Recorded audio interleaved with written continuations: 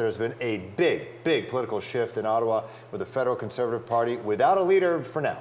That's right, Phil. Erin O'Toole's fight for political survival collapsed today when the vast majority of the Conservative caucus voted to oust him from the role. Nicole Martin tells us more.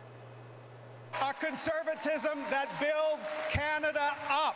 73 members of the Tory caucus made it clear today they couldn't get behind Erin O'Toole's vision and voted to replace him. Only 45 endorsed O'Toole's leadership. Serving Canada has always been the honor of my life, whether it is in a flight suit or in a business suit, and I will never stop serving Canada.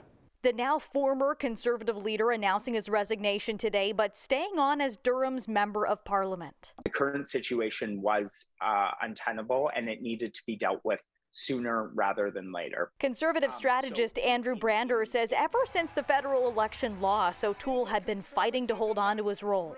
The leader had caucus members undermining him on a regular basis. McMaster political science professor Peter Grafe said O'Toole ran as a true blue Conservative, but then tried to adopt moderate positions. There seems to be an idea that the party will be more successful with Canadians if they take a very strong ideological stance, that the wishy-washiness of Mr. O'Toole was driving people away. Mr. O'Toole has a different reading. And his message to the Conservative Party and the Prime Minister? Listen to all voices, not just the echoes from your own tribe. Realize that our country is divided and people are worried. During question period in the hour after the vote, Candice Bergen made no mention about O'Toole when she led the Conservatives in questioning the Prime Minister. I'd like to begin by recognizing the member for Durham and thanking him for his service.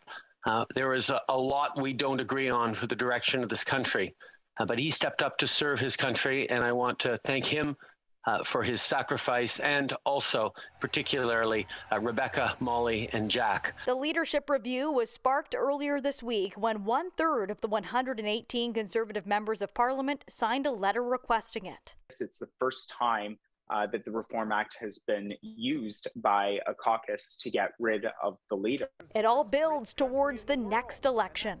This is going to trigger a soul-searching exercise to choose a new path and new leader. I suspect the Social Conservatives will court Leslyn Lewis to run. Pierre Poilievre has made it pretty clear that he would like to run. The next leader will mark the party's third since 2017.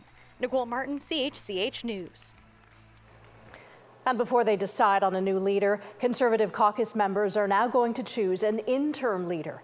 New Brunswick MP John Williamson was quick to post on social media that he'd like to have the job. A decision is expected later tonight. But anyone who agrees to be the interim leader would also have to agree not to run for the actual leadership.